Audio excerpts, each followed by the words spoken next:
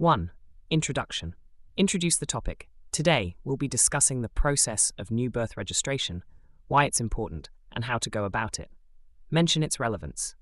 Birth registration is crucial for obtaining a birth certificate, which is vital for many legal and administrative purposes. 2. Importance of birth registration. Discuss why it's essential. Access to healthcare, education, legal rights, and citizenship. Highlight the role of birth registration in national statistics and planning. 3. Steps involved in birth registration. Step 1. Collect necessary documents. Explain what documents are needed, e.g., parent identification, hospital birth certificate, etc. Step 2. Visit the relevant authority. Provide details on where to register, local government office, civil registry, or online portals if applicable.